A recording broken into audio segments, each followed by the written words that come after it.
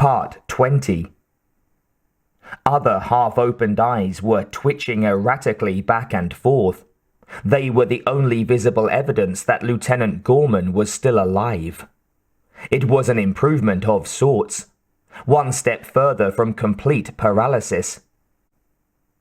Ripley leaned over the table on which the lieutenant was lying, studying the eye movements and wondering if he could recognize her. "How is he? I see he's got his eyes open." "That might be enough to wear him out." Bishop looked up from a nearby workbench. He was surrounded by instruments and shining medical equipment.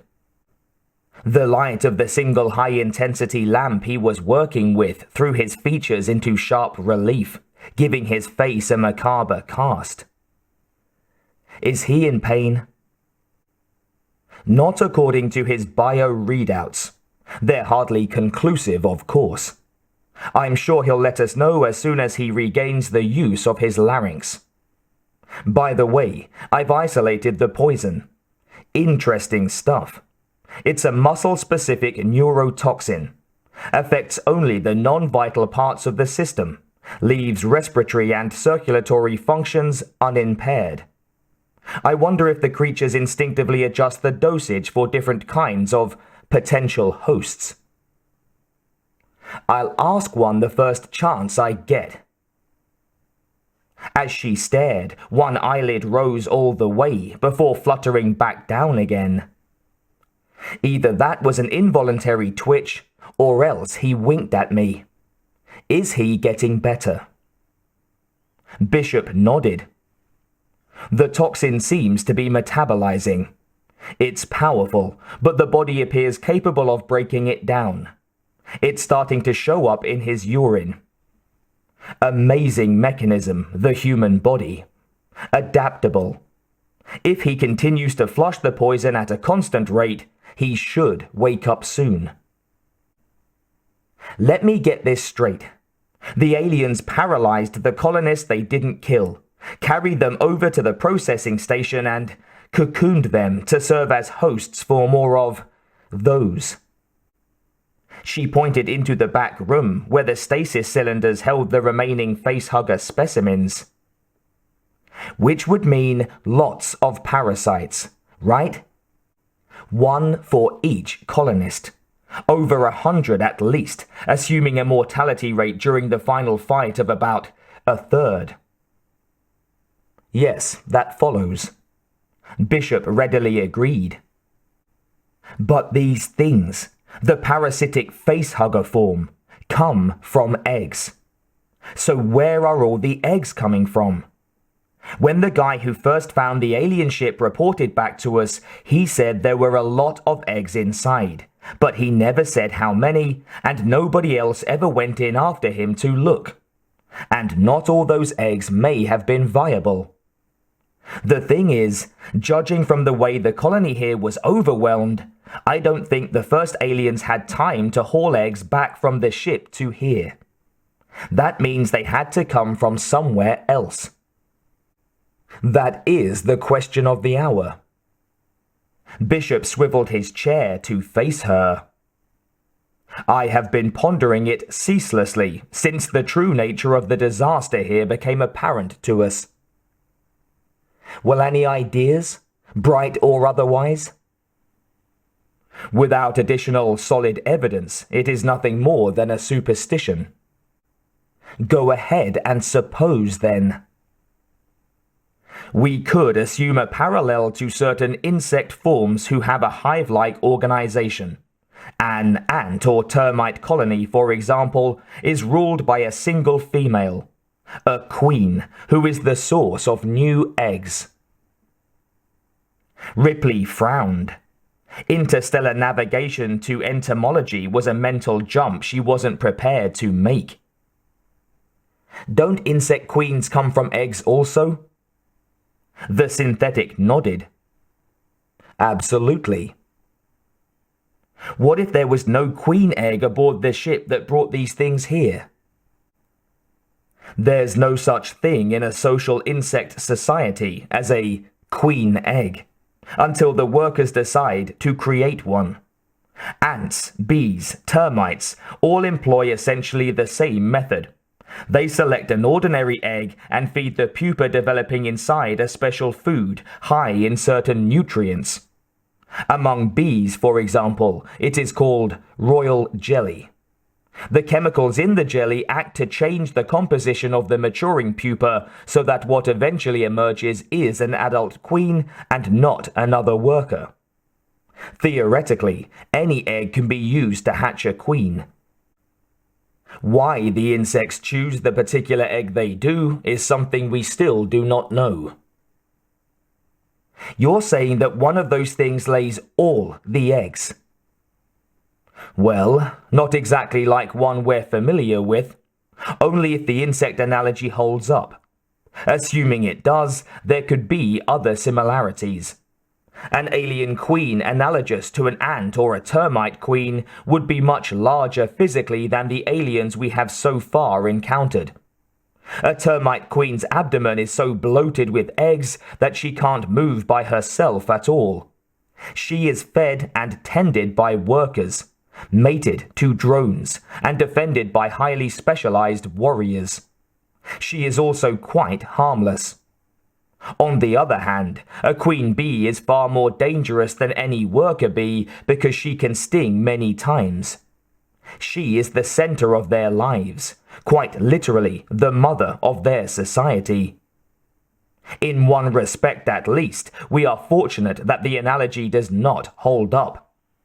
Ants and bees develop from eggs directly to larvae, pupae, and adults. Each alien embryo requires a live host in which to mature.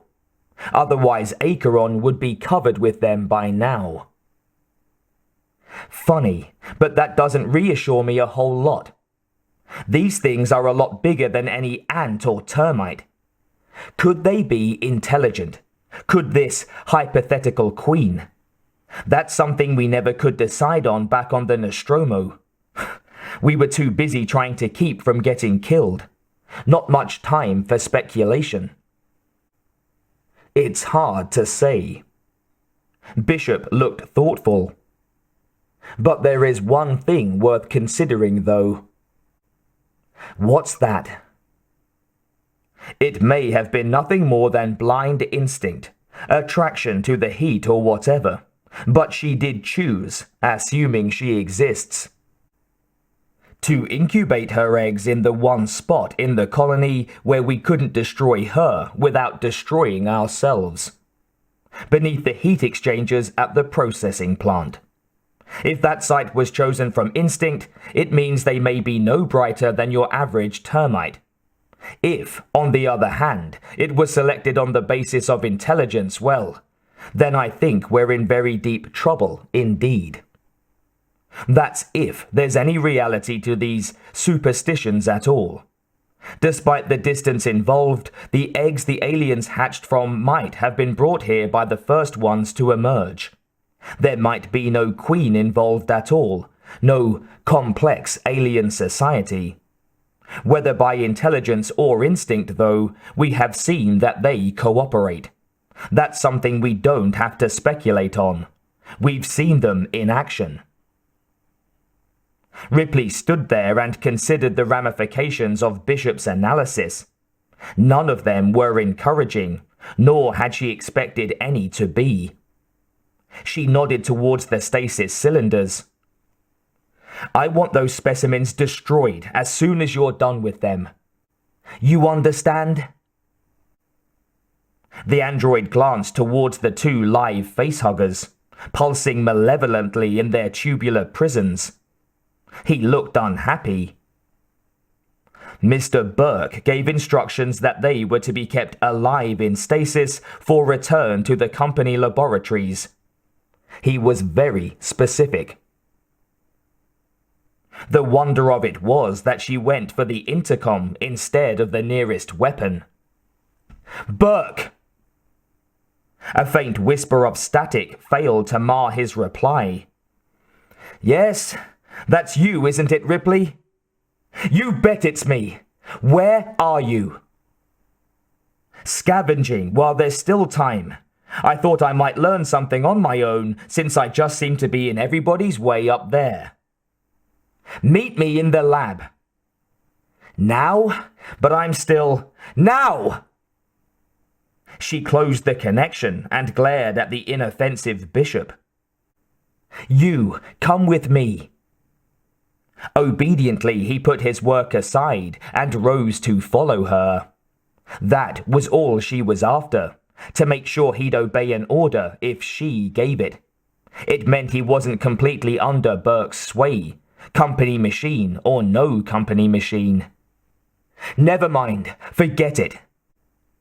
I shall be happy to accompany you if that's what you wish. That's all right. I've decided to handle this on my own. You continue with your research. That's more important than anything else. He nodded, looking puzzled, and resumed his seat. Burke was waiting for her outside the entrance to the lab. His expression was bland. This better be important. I think I was onto something, and we may not have much time left. You may not have any time left. He started to protest, and she cut him off with a gesture. No, in there. She gestured at the operating theatre. It was soundproofed inside, and she could scream at him to her heart's content without drawing everyone else's attention. Burke ought to be grateful for her thoughtfulness. If Vasquez overheard what the company representative had been planning, she wouldn't waste time arguing with him. She'd put a bullet through him on the spot. Bishop tells me you have intentions of taking the live parasites home in your pocket. That true? He didn't try to deny it. They're harmless in stasis. Those suckers aren't harmless unless they're dead. Don't you understand that yet? I want them killed as soon as Bishop's gotten everything out of them he can. Be reasonable, Ripley. A ghost of the old, self-assured corporate smile stole over Burke's face. Those specimens are worth millions to the bioweapons division of the company. Okay, so we nuke the colony. I'm outvoted on that one. But not on this. 2 lousy specimens, Ripley. How much trouble could they cause while secured in stasis? And if you're worried about something happening to them when we get them back to Earthside labs, don't.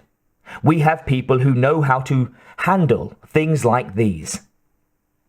Nobody knows how to handle things like these. Nobody's ever encountered anything like them. You think it'd be dangerous for some germs to get loose from a weapons lab?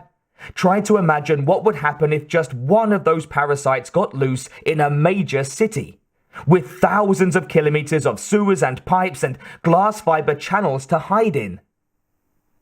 They're not going to get loose. Nothing can break a stasis field.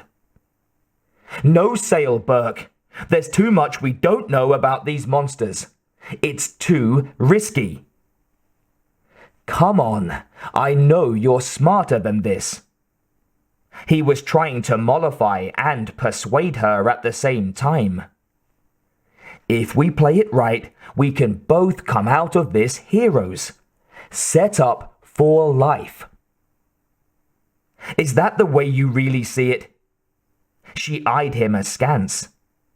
Carter Burke, alien smasher. Didn't what happened in sea level of the processing station make any impression on you at all? They went in underprepared and overconfident. Burke's tone was flat, unemotional. They got caught in tight quarters where they couldn't use the proper tactics and weapons. If they'd all used their pulse rifles and kept their heads and managed to get out without shooting up the heat exchangers, they'd be here right now and we'd be on our way back to the Sulaco instead of holed up in operations like a bunch of frightened rabbits. Sending them in like that was Gorman's decision, not mine. And besides, those were adult aliens they were fighting, not parasites. I didn't hear you object loudly when strategy was being discussed. Who would have listened to me? Don't you remember what Hicks said? What you said? Gorman wouldn't have been any different. His tone turned sarcastic. This is a military expedition. Forget the whole idea, Burke. You couldn't pull it off even if I let you. Just try getting a dangerous organism past ICC quarantine. Section 22350 of the Commerce Code. Well, you've been doing your homework. That's what the code says, all right. But you're forgetting one thing. The code's nothing but words on paper. Paper never stopped a determined man. If I have 5 minutes alone with the customs inspector on duty when we turn through Gateway Station, we'll get them through. Leave that end of it to me. The ICC can't impound something they don't know anything about. Oh, but they will know about it, Burke. How? First, they'll want to talk to us. Then they'll make us walk through a detection tunnel. Big deal. By the time the relief team gets around to inspecting our luggage, I'll have made the necessary arrangements with ship's personnel to set up the stasis tubes somewhere down near the engine or the waste products recycling. We'll pick them up and slip them off the relief ship the same way. Everyone will be so busy shooting questions at us, they'll have no time for checking cargo. Besides, everyone will know we found a devastated colony and that we got out as fast as we could. No one will be looking for us to smuggle anything back in. The company will back me up on this, Ripley, especially when they see what we've brought them. They'll take good care of you too, if that's what you're worrying about. I'm sure they'll back you up, she said. I don't doubt that for an instant. Any outfit that would send less than a dozen soldiers out here with an inexperienced goofball like Gorman in charge after hearing my story is capable of anything. You worry too much. Sorry, I like living, and I don't like the idea of waking up some morning with an alien monstrosity exploding out of my chest. That's not going to happen. Well, you bet it isn't. Because if you try taking those ugly little terratoids out of here, I'll tell everyone on the rescue ship what you're up to. This time I think people will listen to me. Not that it would ever get that far. All I have to do is tell Vasquez, or Hicks, or Hudson what you have in mind. They won't wait around for a directive, and they'll use more than angry words. So you might as well give it up, Burke. She nodded in the direction of the cylinders. You're not getting them out of this lab, much less off the surface of the planet. Suppose I can convince the others. You can't, but supposing for a minute that you could, how would you go about convincing them that you're not responsible for the deaths of the 157 colonists here? Burke's combativeness drained away, and he turned pale. Now wait a second. What are you talking about? You heard me. The colonists. All those poor, unsuspecting, good company people. Like Newt's family. You said I'd been doing my homework, remember? You sent them to that ship to check out the alien derelict. I just checked it out on the company log. It's as intact as the plans Hudson called up. Would make interesting reading in court. Company Directive 612-9, dated 5/13/79. Proceed to inspect possible electromagnetic emission at coordinates. But I'm not telling you anything you don't already know, am I? Signed Burke, Carter J. She was trembling with anger. It was all spilling out of her at once. The frustration and the fury at the incompetence and greed that had brought her back to this world of horror. You sent them out there and you didn't even warn them, Burke. You sat through the inquest. You heard my story. Even if you didn't believe everything, you must have believed enough of it to want the coordinates checked out.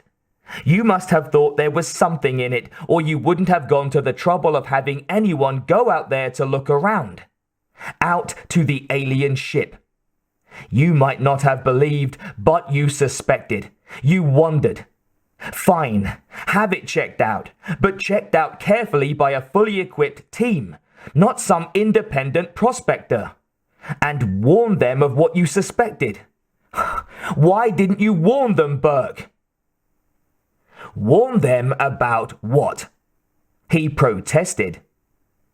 He'd heard only her words, hadn't sensed the moral outrage in her voice. That in itself explained a great deal. She was coming to understand Carter J. Burke quite well. Look, maybe the thing didn't even exist, right? Maybe there wasn't much to it. All we had to go on was your story, which was a bit much to take at face value. Was it? The Narcissus's recorder was tampered with, Burke. Remember me telling the Board of Inquiry about that? You wouldn't happen to know what happened to the recorder, would you? He ignored the question. What do you think would have happened if I stuck my neck out and made it into a major security situation? I don't know, she said tightly. Enlighten me. Colonial administration would have stepped in. That means government officials looking over your shoulder at every turn, paperwork coming out of your ears, no freedom of movement at all. Inspectors crawling all over the place looking for an excuse to shut you down and take over in the name of the almighty public interest. No exclusive development rights, nothing. The fact that your story turned out to be right is as much a surprise to me as everyone else. He shrugged, his manner as blasé as ever. It was a bad call, that's all. Something finally snapped inside Ripley. Surprising both of them, she grabbed him by the collar and slammed him against the wall. Bad call? These people are dead, Burke!